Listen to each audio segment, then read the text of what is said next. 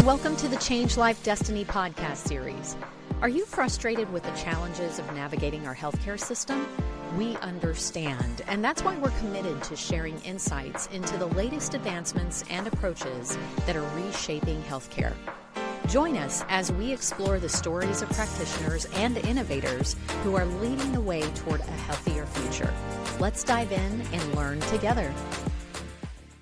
Hello, everyone, and welcome to the Change Life Destiny podcast series. I am your host, Stephanie Hengstenberg, and today I'm here with Kathlyn Carney of Kathlyn Carney Wellness. Thank you so much for being here with us, Kathlyn. Yeah, thanks for having me. I'm really honored and excited to chat with you. Awesome. I know that we have probably crossed paths before in the hallways at Changing Life and Destiny at the conference.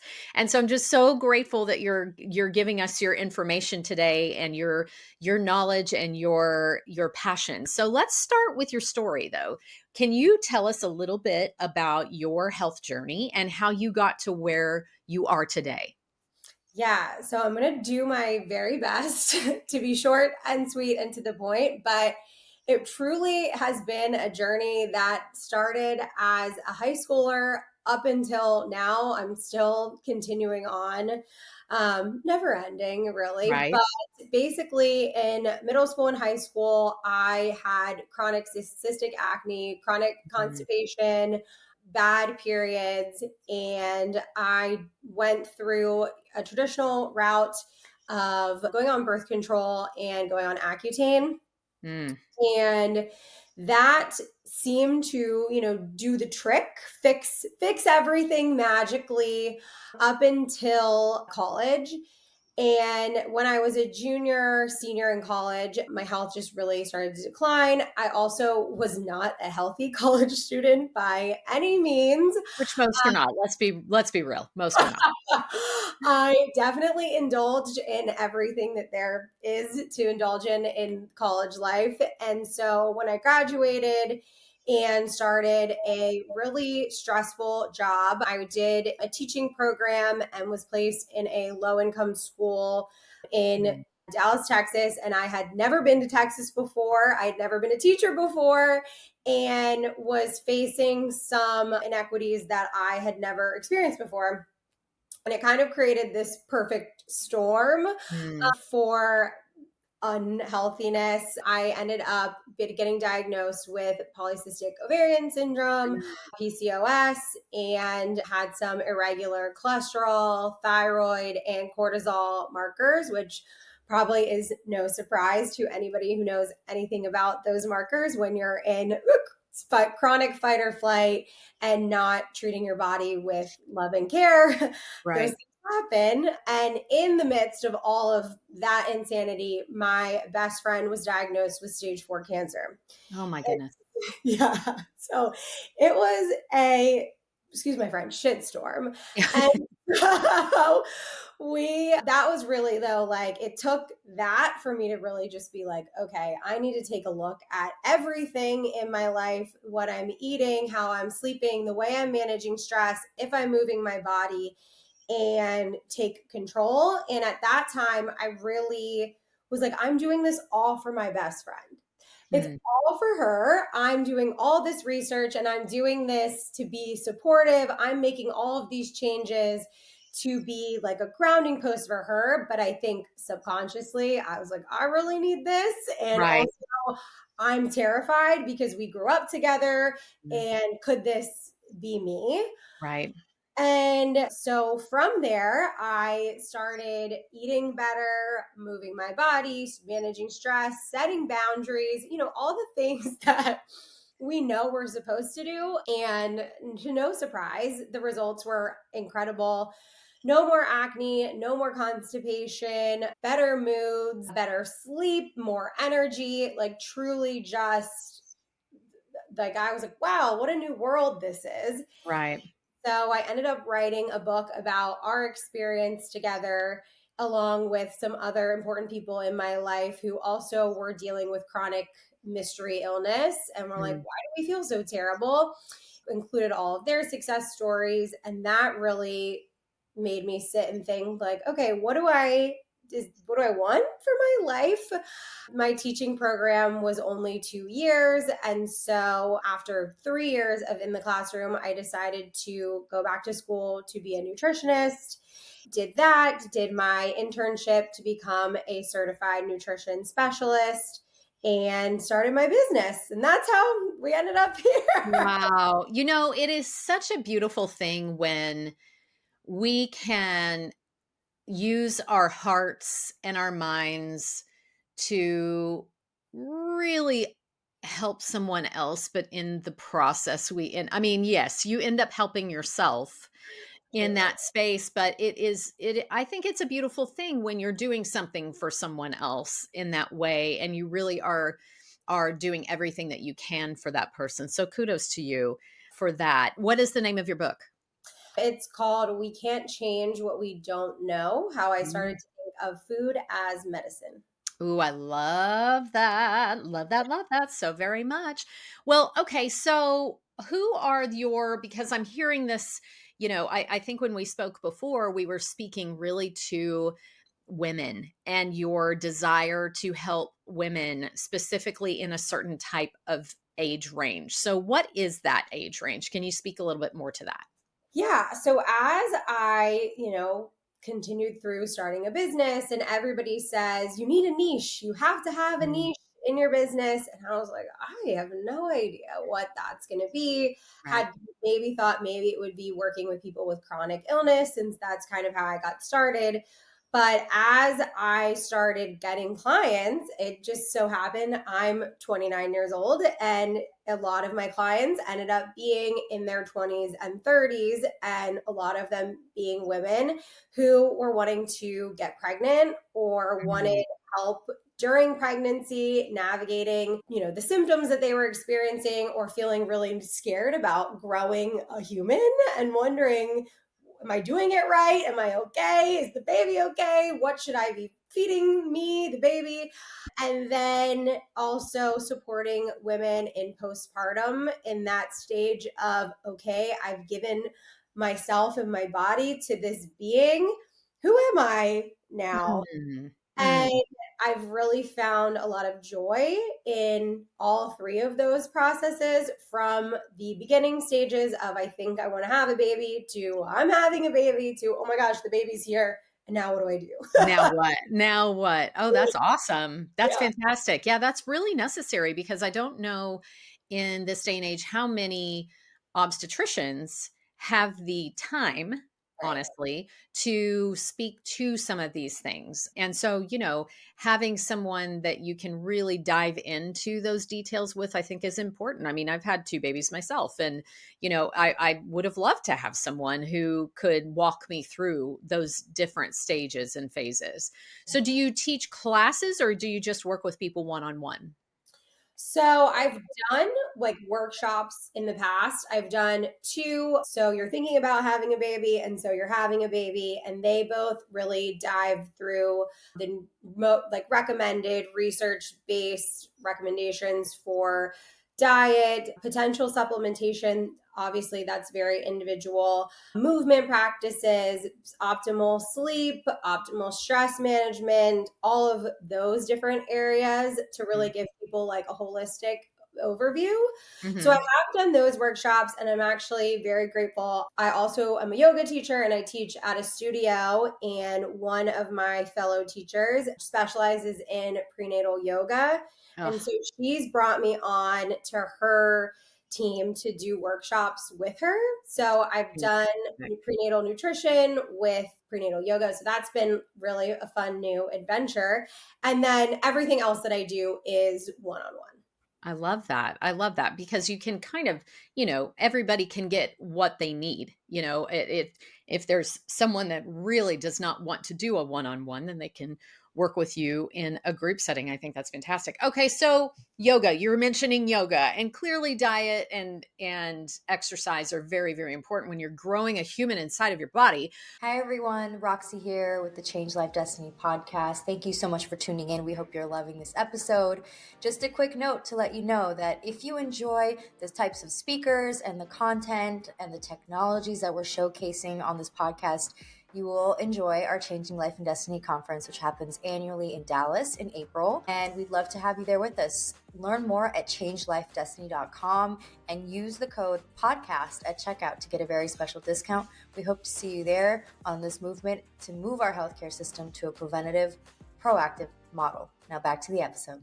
But what are some of the, some of the three major things that you would tell people, or some of the favorite approaches from a holistic perspective that you like to give your clients? So at which stage? That's a good question. Okay, so let's say your top one in each stage. I would say, and this is to a lot of people like so unhelpful, but like in the preconception stage, stress is number one. That is really what you want to be doing your absolute best at minimizing. And of course, that's going to look so different for everybody. And I've had clients who come to me after trying to conceive for a long time. And so stress is really high. Every month they're anxiety ridden, they want it to happen. And so this is why I say like this is the worst thing to hear is like, Right. don't stress. Minimize your stress as you're stressed out trying to get a baby inside. Yeah. Yeah.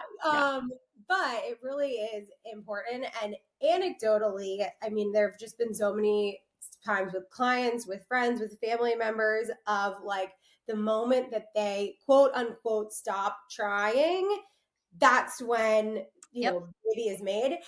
And so it's really trying to acknowledge their feelings because they're so valid. And I can't imagine the stress that you feel, especially when you're in the age range of most of the women in your life being pregnant, having kids. It's a lot of pressure. It's stressful, and you just really want it so terribly. So honoring and acknowledging those feelings, and I do a lot of work with clients on just journaling them, saying them out loud, and not feeling guilty, just releasing them if they have access to a therapist, like allowing them to really dive into those things in that space. And first just like accepting them, feeling them, and not judging them. Yeah. And then finding those practices that actually reduce stress and aren't just like the check mark things. Like, Yeah. my nutritionist said I should breathe, so I'm gonna breathe. But like, actually, what makes you feel better? And that's truly individualized. And that's what I work with people to figure out. So that's a long answer, but That's great though. I Stress. didn't feel right just being like, reduce your stress. Stress reduction. No, that's great. Okay. So then you're pregnant. So then what? Really, I would say biggest piece of advice is find sources of protein that you can stomach and eat a lot of it.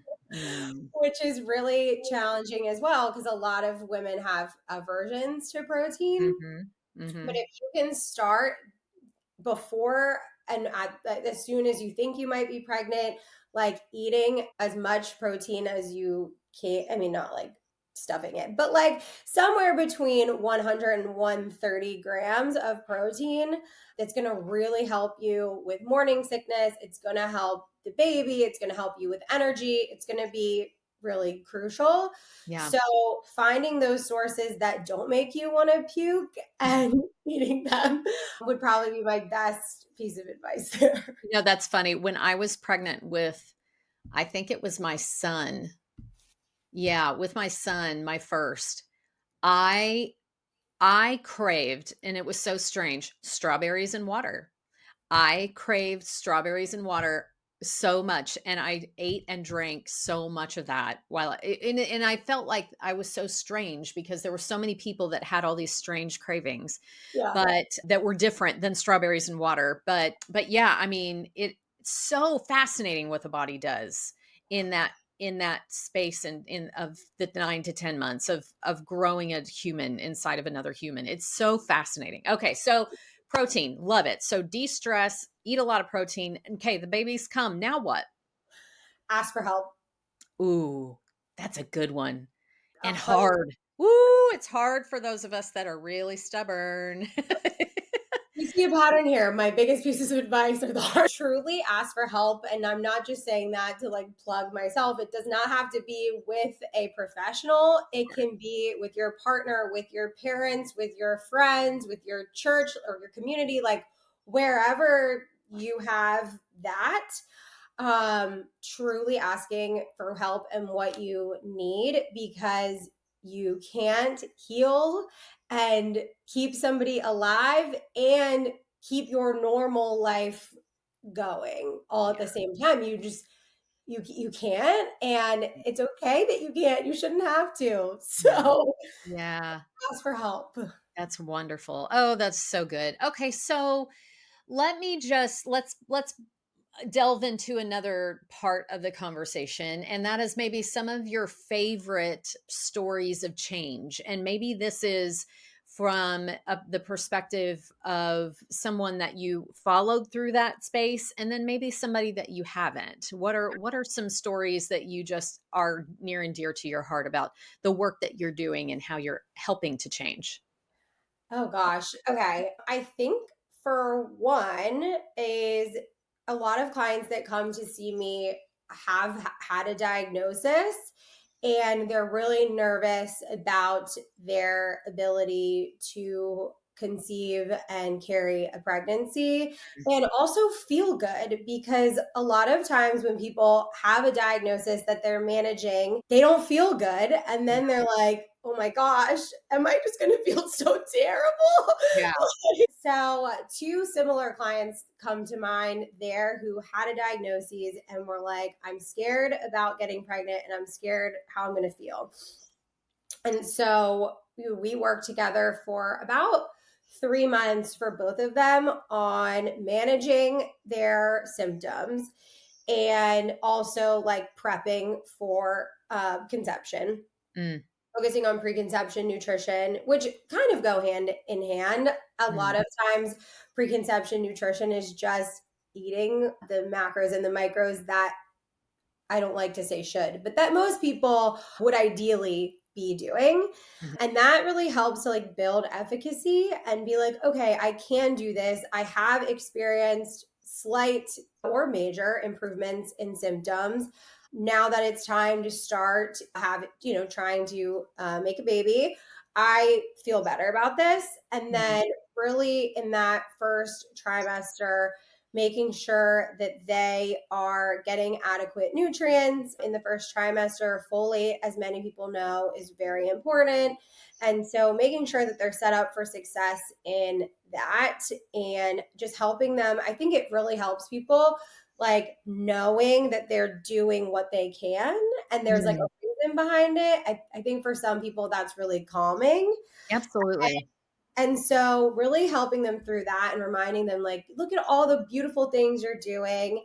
And if, nausea comes up, having a plan set in place. Usually I do that before the nausea starts. I'm like, hey, this might happen. Here's your tools and here's your list.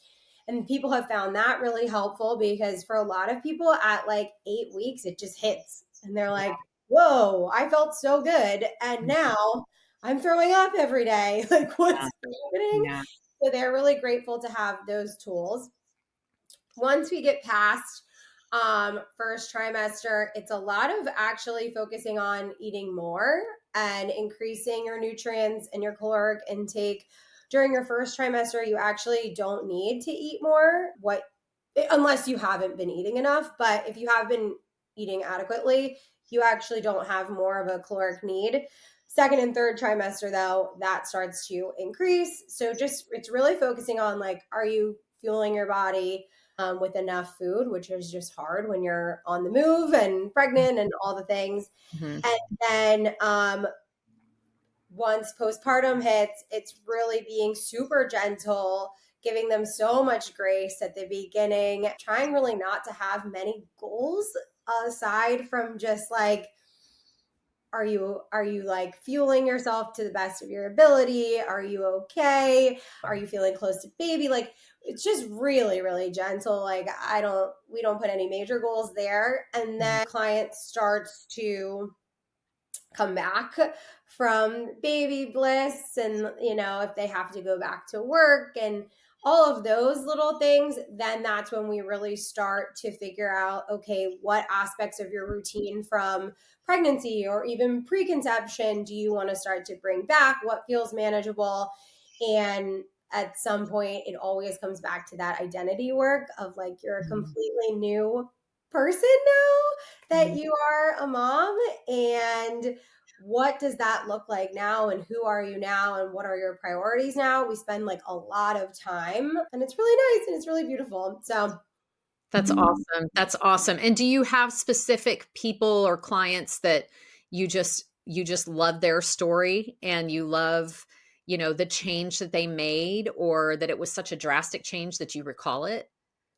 yeah, I think definitely I had a client with hypothyroidism Hashimoto's and working them through that process and really focusing on the best foods for that also coincided with pregnancy and like them being able to like feel good and confident and carry a healthy pregnancy and navigate postpartum and go back to work. It was just like really awesome because they just came into this space so anxious about it all, and then in the end they were like, I just felt so good and supported. And that client is actually on their second baby. Yay! Woo! Oh, that's fantastic. And see, probably the work that they did on the first pregnancy probably made it all together that much more easy for the second one, because they Yeah, already knew what, it does. I'm well, nothing about this is easy. Let me just be real, but more confident, right? yes. And I think that that's key in what you're doing, is helping that confidence for women who are doing and trying everything they possibly can. And like you said in the beginning, want it so badly. And it, that confidence level is really key. Oh, that's so wonderful. So, okay. So you're doing all of this wonderful work, and clearly you're understanding the holistic sort of root cause approach to finding and helping these clients. So if you're looking at that and then looking into the future, and if you had a future vision of what healthcare looks like, maybe let's stick within this, OB world, right? What would that look like from a root cause and a preventative perspective? Yeah. So I think that, oh gosh, this is hard because there's so many things. But I think the first thing would be kind of going back to like the teenage years and the college Mm. years. And if you were somebody like me who was presenting with so many hormonal like dysregulation and was kind of given just the band-aid fixes, that 8 years later I had to start to climb myself out of. Mhm. And as soon as I went off birth control, that was also a whole nother ride. Sure. So I would say like it would start there. It would start when Mhm. you're 13, 14, 15, 16. And if you're presenting with acne, constipation, mood swings, PMS, PMDD, any of those, like actually looking at you and being like, are you deficient in nutrients? Mm. What are your hormones doing? There's an amazing test called the Dutch test that's really Mm. not invasive. It's saliva and urine, so perfectly fine for a menstruating Teenager. Yeah. woman. Yeah. And it really tells you what's going on with your hormones, as well as your hormone metabolites, as well as some of those mental health pieces. And so that would be like first course of action, in my opinion. Second course of action, especially for people presenting with some gut issues, if like the skin is a thing, like me, acne, eczema, psoriasis, anything like that, and the mood stuff, also the gut. Mhm. Another, I mean, I've not tried to convince a teen to do a stool test, but it's at home. All you have to do is swab your poop. Um, Yeah.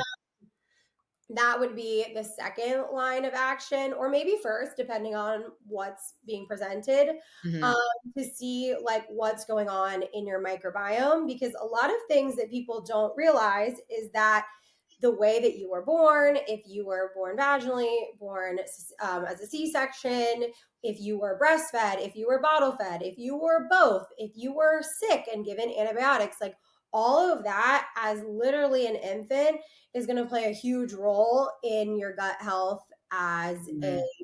child and as a teenager. And so being able to look at that at such a younger age would be really helpful to Yeah. know what's Yeah. going on. I love that. I love that. And that really ties into the education piece of it and the when it comes to prevention, right? And I think that, society as a whole, there's a couple of places that are focusing a little bit on that, but not that I'm aware of that is completely focusing on that from a teen perspective and from the holistic approach. There are a couple of places that are looking at that from a teen perspective, but still using a little of the medicinal approaches, the band-aid approaches, as you said. And it would be really interesting to see more of a practice that is really focused on that. I think you're right, because then if you're setting them up for success at that young age, and then they go into college completely confident and, treating their bodies well, Right. then it makes such a difference when the time comes that they are wishing to, have pregnancy and have a baby. So I love that. Well, I just think that what you're doing is fantastic. Do you work with clients that are virtual? Yeah. So actually, right now, aside from doing some of those like yoga nutrition workshops, everything that I do is virtual. Awesome. Um, and as a certified nutrition specialist, a CNS, I can see clients in about like 20 states. And then as a health coach, I can see clients in any state. So, what I'm able to do if you are in a CNS state is a lot more well rounded Mhm. than what I'm able to do as a health coach. I can run those two tests that I mentioned as well as other tests as a CNS, can recommend supplements, medical nutrition therapy, all of that. As a health coach, it's a lot less of Right. that and Right. more focusing on behavior change. Sure. So, a little caveat there. It's Yeah. very interesting how laws work, but yeah. So, anyways, I can see people virtually in any state as a health coach and in like 20 as a CNS. I love that. I love that. Well, thank you so much for your story and for your information and sharing this journey with us of where you came from and your personal story. And I just love that you're focusing in this extremely important time in all human life. Let's just say it's, I mean, I think next steps could certainly be for you if the download that I'm getting right now should be vocalized, but that's to help dads too to understand what their role is in this as well, because so oftentimes the mom gets a lot of attention and then the dad does not. In fact, funny story, my husband really wanted to hire a doula when I was pregnant for himself. He thought that he should have a doula for himself, and I thought, you're nuts. But at the same time, he was on to something, because the men in our lives that are there and present for this time, it's important for them to know how they can support not only themselves but their wives and their babies too. So I don't know, do with that what you will, but I just really honor you and appreciate your time today, and thank you so much for being here with us. And we will make sure that we put your book link and your link to your website in the show notes, so anybody who is watching or listening to this, please do check out Kathlyn and all of the glorious things that she is doing for this beautiful time in life. So thank you for your time today. Yeah, thank you for having me. And dads do want help once they see all of the amazing things that their partner is doing. They always come around. They do, don't they? They do. I love it. I love it. Well, thank you. Have a great day. You too.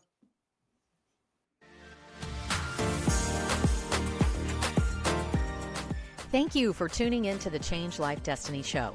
We hope you found today's conversation enlightening and empowering. Be sure to join us each week for more thought-provoking discussions and inspiring stories. Don't miss out on staying up to date with the latest in healthcare innovation. Subscribe to our podcast and visit us at changelifedestiny.com to explore more about the practitioners, technologies, and how you can take control of your health journey.